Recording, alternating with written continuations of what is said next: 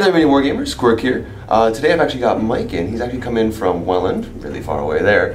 We're actually going to be playing a game today so that Mike can actually learn a little bit about Warmachine. So I figured I'd take the opportunity to give you guys an example of a small battle box game and give a lot of newcomers a chance to see how the game is played out and give you something to start off on when bringing in your army. So let's go ahead and take a look at those armies. And in Mike's battle group he has Commander Sorsha, a Juggernaut, and a Destroyer in his battle group. And in my battle group I have brought Magnus the Warlord, a Renegade, and a Mangler. And this is the board that we're going to be playing on. It's a little bit open, gives us a chance to kind of play around and do some charges and things like that, and we'll see how it goes. Rolling to see who goes first here. I got a 6 and Mike has a 3, so I'm going to go first just to show Mike how it kind of works out here for deployment purposes. So if you are first player, usually your deployment zone will be 7 inches in a scenario and will be 10 inches in a straight caster kill.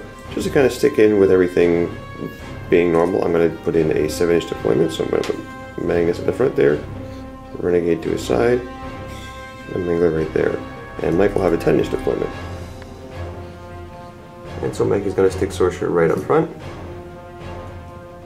and her 2 jacks right next to her. Looks good. So starting of the Mercenaries turn 1, Magnus does get 6 focus to start off, so I'm going to allocate 1 focus over to a Mangler, or pardon me, the Renegade, and 1 focus to the Mangler. What a focus allows the Jack to do is things like make a run, charge, buy extra attacks, boost the damage rolls from extra attacks, and make special actions like charge, slam, and things like that. They sound a little bit complicated at the beginning, but they'll make sense a little bit further on as the game goes. Now, Magnus is going to activate first, and he does have a spell card here, so if you look at the card itself, if it comes into focus, you can see that he does have a list of different abilities like Bullet Dodger, Calamity, Convection, Mobility, stuff like that.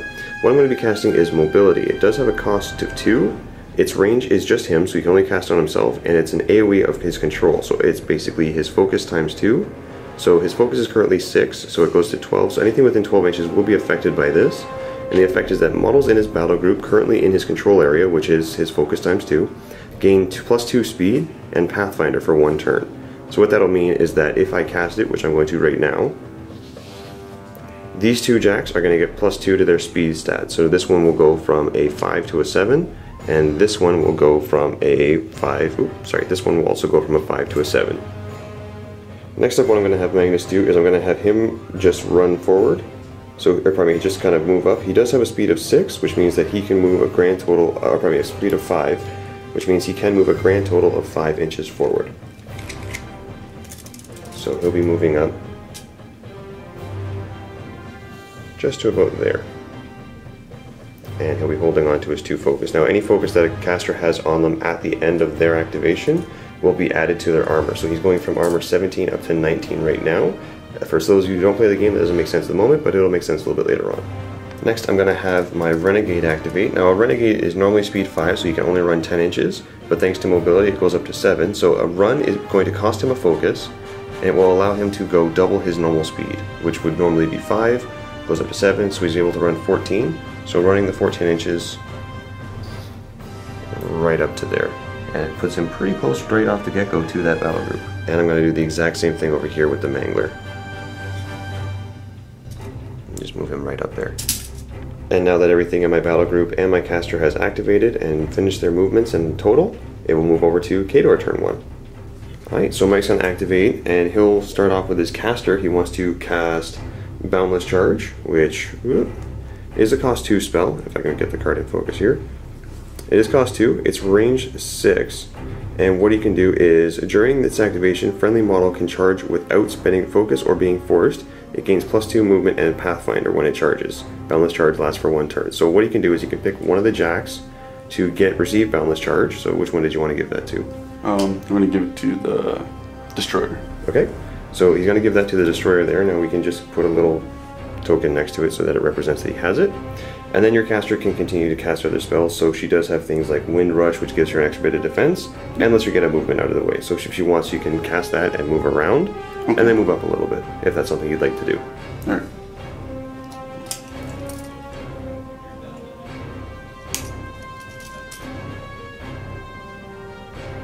Do I move that guy? Well, no, your guy would activate next, so it's it's a little bit different than Warhammer in the sense that once you activate a model, you do all of the moving, shooting, assaulting, spellcasting, and then once you're done, that model's done for the turn. Right. So if you've already activated your caster and spent the 2 focus to cast this, you can still move her around so she can walk around to, say, this side here, and then cast something I believe she has. It's called Wind Rush. It costs 2, and what happens is she gets to make another advance, and also gets +2 defense for the round. So she'll go up to basically defense 18, which is actually fairly difficult to hit. Okay. So. Could I do normal movement and then wind rush? Yep, or? absolutely. Yeah. Right. She's moving at 6.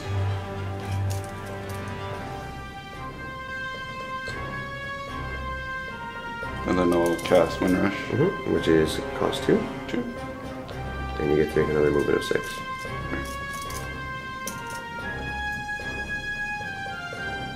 There you go. And she does get to camp that 2 focus if you want, putting her up to armor 16. Yeah. Okay. And before finishing off Sorcerer's activation, he's going to spend the remaining 2 focus to cast Boundless Charge as well on the other Jack there. And now they're both going to get a 9-inch charge. So charging the first one, and he's going to go for the Mangler. So the way a charge works is that you have to charge towards the model itself. Not directly towards, just so long as when you end the end the movement, you would end in melee.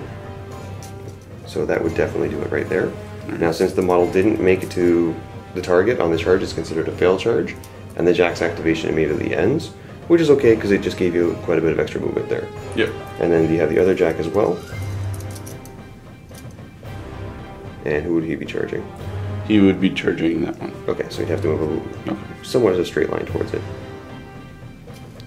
Right there. Perfect. And again, since everything in the battle group and the caster has activated and finished its activation, that will be the end of Khador turn 1. So at the start of Mercenaries turn 2, the caster does get his 6 focus back, and he does get to allocate it however he wants. So he's going to allocate 1 focus up here, and another focus right over there. Now, a general rule in Warmachine is that you can't pre-measure anything. It's actually said in the rule, but what you can do is at any point in time you can check your control range, which is again your focus times 2. So I'm just going to be measuring the 12 inches off my caster and confirming that both my Jacks are still in the control range, so they are still able to be controlled by the caster himself. And I can actually use it as a little bit of a guide here to see how far away everything is. So starting off with my Renegade, what I'm going to have the Renegade do is actually forfeit his movement to kind of get an aiming bonus. So what that means is that if he forfeits his movement, it's kind of like he's standing still and taking aim. And what that'll do for him is that it'll boost his ranged attack from 6 to 8. It actually gives +2 as a bonus. And I'm going to have him take a shot at the Heavy Jack right there, using his one-time use cannon called the Obliterator. It's range 14, so just confirming that he is within range. Yep, he most certainly is. And I am going to spend the focus here to boost the hit. So what this will do is instead of rolling 2 dice to hit, it'll allow me to roll 3. So the Khador Jack has a defense of 10. It's a stat that's shown on the top of the Jack's card itself. So what this will do is that I will take my ranged attack of 8, subtract it from the defense, which gives me a 2, which means that as long as I'm able to roll a 2 or higher, I will successfully hit. Now, since I have 3 dice, it makes it pretty much impossible.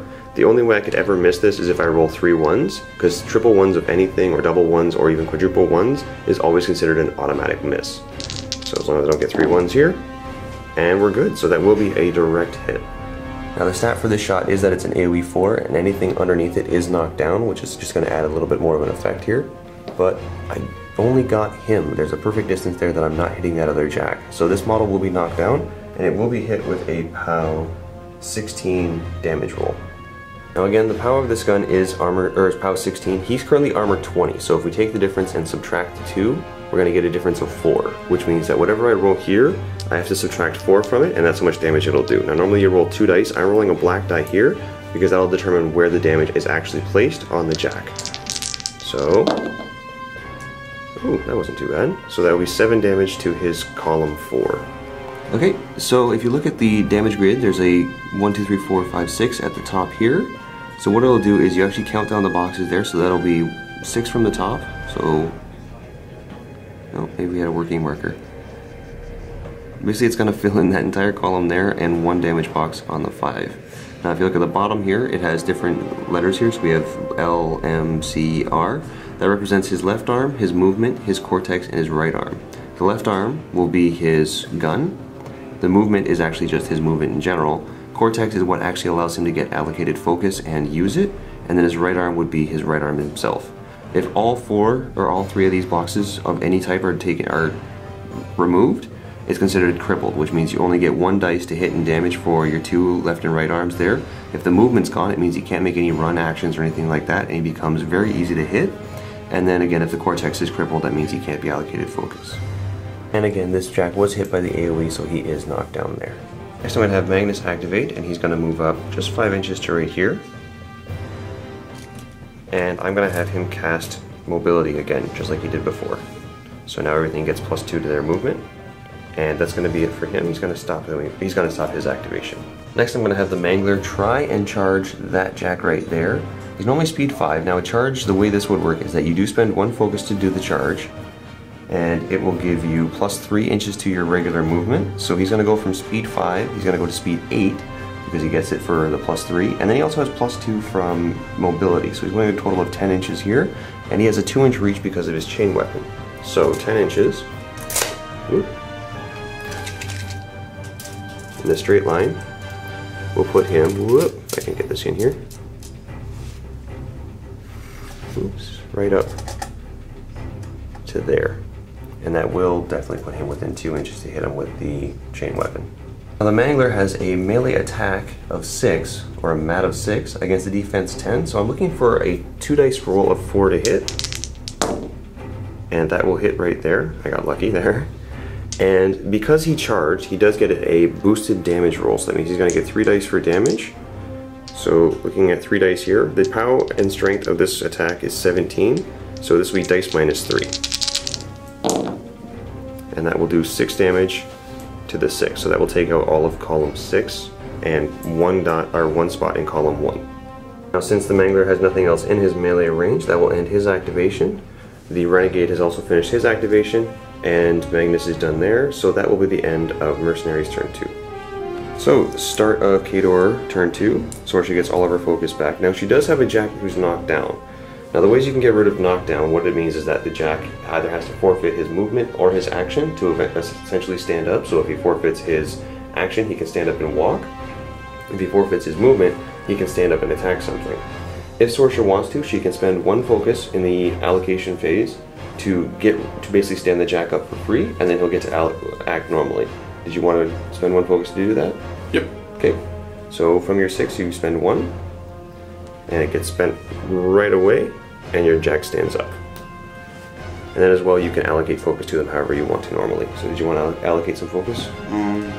Do I need to put focus on to attack with the Jack? Or? Nope. The Jack can attack normally. What focus will let you do is buy more attacks or boost to hit or boost damage. So normally you get 2 dice for it to hit and 2 dice for damage. Okay. If you spend a focus, you can make that 3 dice to hit or 3 dice to damage, or you can use it to buy additional attacks. Okay. And what you can do is you can allocate up to 3 focus to 1 Jack. So if you wanted to, for example, you could allocate these 3 to this Jack here, and that would give you a really good chance of killing the Mangler. Yeah. So if that's something you wanted to do, you most certainly could do it. You could also allocate some here, and you could take a shot at the Renegade. You do have quite a few different options available. So if you want, you can probably kill the Mangler this turn. I think I'm going to allocate 2 to the Juggernaut, 1 to the Destroyer, and then keep 2 for Sorcia. Okay. So starting off with the Juggernaut, going to attack the Mangler there. So what you would do is you would advance him up so that he's within a ½ inch there, because you do have an attack, both attacks there that have a ½ inch melee range. So you can pretty much just push him up into base to base. Perfect.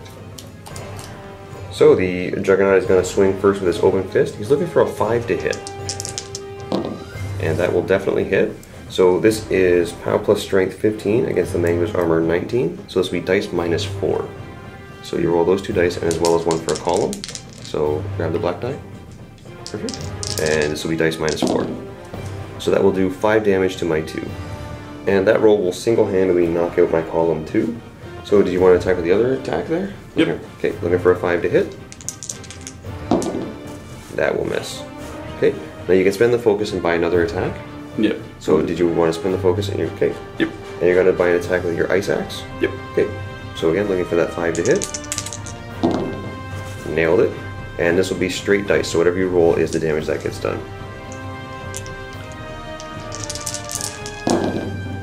And that will be 7 damage to the 5, which will take out the entire 5 column, and 2 to Oxes in the 6 column. Okay, and the Juggernaut is going to buy his last attack. Looking for a 5 to hit.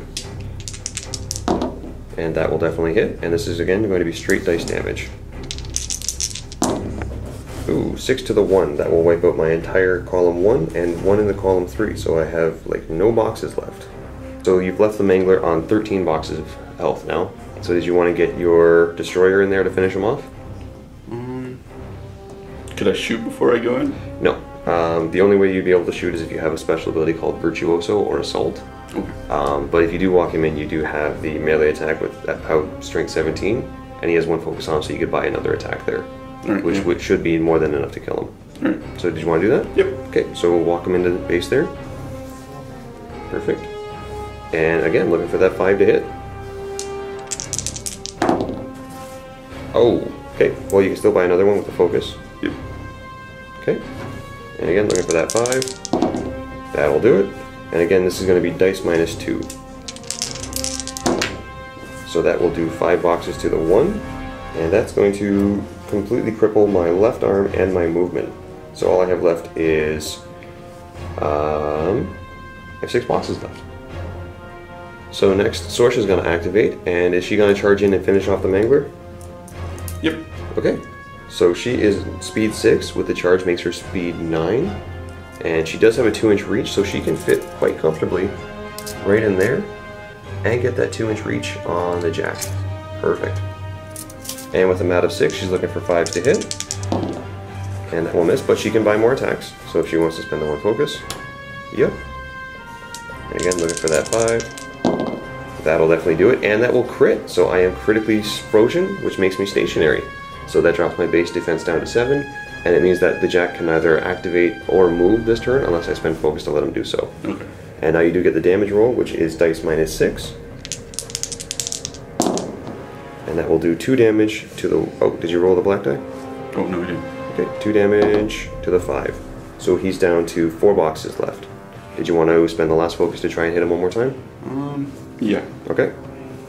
So spending that, looking for a 5 to hit. That will definitely hit. And again, you get to roll the damage here. Oh, not quite enough. But again, I am critically stationary. I have crippled pretty much everything except for my right arm, which thankfully is my wrecker, but I am stationary, so it makes it a little bit difficult for me to do anything there. Alright, so start of the maintenance phase. My caster gets all of his focus back. And I can't actually get this guy unstationary because he's outside of my control range, so I can't actually allocate any focus to him to make him not stationary, so he's pretty much stuck there. So what I'm going to do is I'm going to allocate 1 focus to my Renegade, and that will be it. Magnus is going to, actually no, the Renegade is going to activate first, and he's going to spend his 1 focus and run to right here. Magnus will then activate, and he's going to move up 5 inches, just to right there. So Magnus is going to use an ability called Arcing a Spell. He's going to arc it through this Renegade and try and hit the caster. Now, this doesn't apply to all Jacks, but the Renegade does have a little symbol on his card, which is this little guy right there. Looks kind of like a antenna. And what that means is that Warcasters, as long as the Jack is within their control range, can arc their spells through the Jack. The special conditions to this is that the Jack can't be engaged in combat and has to have a functional Cortex. Now I am going to spend 4 focus here and cast my Obliteration, which is my 1 big spell there. It costs 4. It's range 10, so this will be 10 inches measured from the Jack. It's an AoE 4 at POW 15, and it just says here, the force of this attack blasts the earth apart itself, which is just a fancy way of saying it's a big blast. And what I'm going to do is I'm going to try and shoot Sorsha here, who's right there. Now, special conditions applying to this is that Sorsha is normally defense 16. Is that right? Yep. Yep. Now, since she's engaged in combat, she gets a combat bonus to her defense of +4, so she's effectively defense 20. Now, using a spell, I have to use my focus to consider in order to cast this, and Magnus is focus 6, so it's similar to having a rat or mat of 6. So I effectively need either boxcars, because boxcars are always a hit, or I need a 14. I'm thinking my chances are better with a 14 if I boost, so I'm going to spend the focus here. I'm going to try and hit a 14 on 3 dice. And I got it. Sweet. So what that'll do is it is POW 14 again, or pardon me, POW 15 against Sorcerer's Armor 14. Yep. So whatever I roll, this will be +1. So that will do 12 damage in total. So that will bring her down to 5 boxes, I believe. I think it's like 4 or 5. 4 or 5? Okay. So she's down to not much health left. So that was my one big trick there.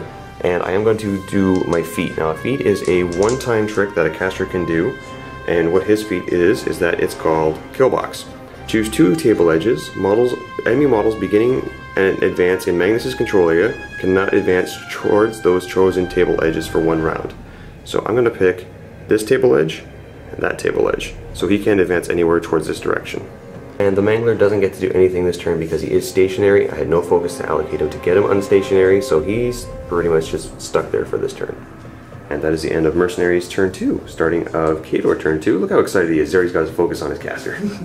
So starting of the maintenance phase, you get to allocate your focus. So I'll allocate 2 to the Juggernaut and 2 to the Destroyer, and keep 2 for Sorcerer. Sounds good. And are you going to take a swing at the crippled Mangler? I definitely will. Alrighty, so swing away, sir. Looking for 5s again to hit. And I left all the dice over on my side of the table because I'm greedy. Looking for that 5. Nailed it. And this will be dice -4 because we're hitting with the open fist. So 2 damage, so he's down to 4 boxes left. And now you get a swing with your other hand. Looking for that 4. Nailed it as well. And a 4 will kill him. That'll do it. So that is exactly enough to leave a wrecked marker behind. So when a warjack is destroyed, he does leave behind a wreck marker. It's treated as difficult terrain and can be used as cover. And that was just sitting right about there. And I'm down 1 jack. Now for this game, since it is a strictly battle group game, if he does kill my other jack, I do lose by having nothing to fight back with. So next, the Destroyer is going to activate, and what are you going to do with him? I'm going to attack that jack. Okay, so you're going to turn him around because you are in the Magnus's feet, so you can't advance. That does mean that, that doesn't mean he can't turn him around. And you're going to take a shot at him? Yep. Okay, so he is defense 11, and you have a rat of 4. So you would essentially need a 7 to hit. Now, again, you do have 2 focus on him, so you can boost the attack roll. Do you want to do that to make it a little bit easier to hit that 7? Yep. Okay, so spend the focus. And looking for a 7 on 3 dice. 3. Okay. And that will definitely do it there. You even got a critical, which there is no critical effects, so too bad for that. And this is a POW 14 against my armor 17. So this will be dice -3. Do you want to spend the focus again to boost the damage? Yep. Alrighty. So looking for 3 dice here at dice -3. Ooh, that one looks cocked. Roll that one again. That's a bit better. So 5 to the 5. That will completely wipe out his column 5. Good shot. Alrighty, and then did you also want to have Sorcerer take a shot at him? Yeah. Okay.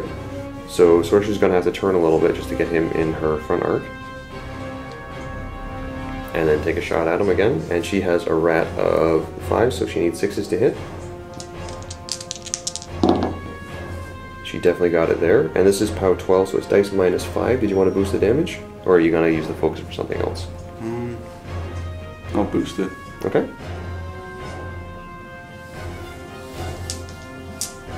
So dice -5. Wow, that'll do 7 damage to the 5. That will completely wipe out his right arm. Yeah, that'll completely wipe out his right arm and column 6 and 1. So he's only got a little bit of 2, 3, and 4 left. So he's pretty hurt. All right, and that will. Are you gonna have her Oh, she's only got one focus left, so she can't do Wind Rush. Or did you want to have her feet? Yep. Okay, so what her feat does is it's right here. So enemy models currently in Sorcerer's control area and line of sight become stationary for 1 round unless they have immunity to cold. Doesn't have immunity to cold, so he's stationary. So starting a Mercenaries turn 2, going to allocate this all back. And I'm going to spend 1 to try and get rid of stationary. And I'm going to allocate 2 to him. And hopefully I'll be able to try and kill the caster. We'll see what happens. So starting over here, I'm going to have the Shredder spend 1 focus and charge Sorsha. Getting right in there just to make that distance. And Sorsha's defense is really, really high. So I need a 10 to hit. So looking for a 10. Nope, that misses. So I'm going to spend another focus here and buy another attack. Again, looking for a 10. And oh, missed by a 1. Alright, so that will be the end of the Renegade's activation. And Magnus is going to activate and just move up 5 to right here. Right there. And I'm going to try and shoot at her with my shotgun. So the shotgun is a spray 8, so it's going to go like this. I am going to hit Sorsha. I'm also going to hit my own Jack and the other 2 Jacks there, so I'm pretty much hitting everybody.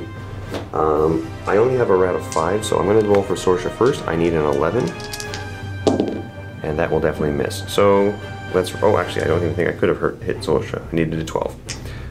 So aiming for my Renegade here. Oh, really? I hit my own guy. Okay. This is POW 12 against armor 16, so this is dice minus 4.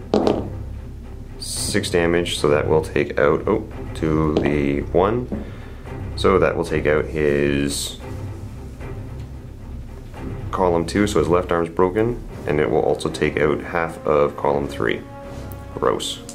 And then against the other 2, I actually can't even hurt them, I don't think. Oh, I can try though. So swinging for the first guy.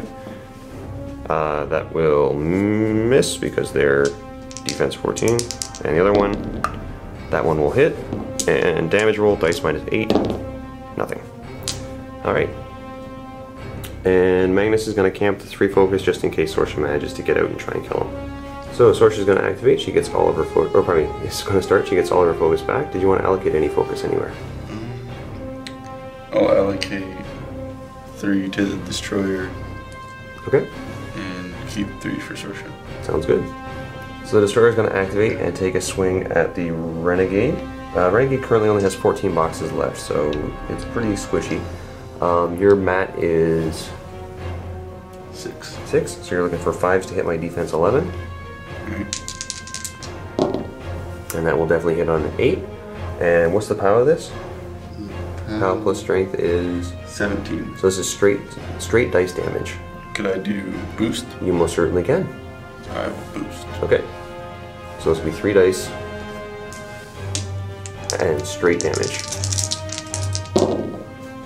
And yeah, that will leave him on 2 boxes.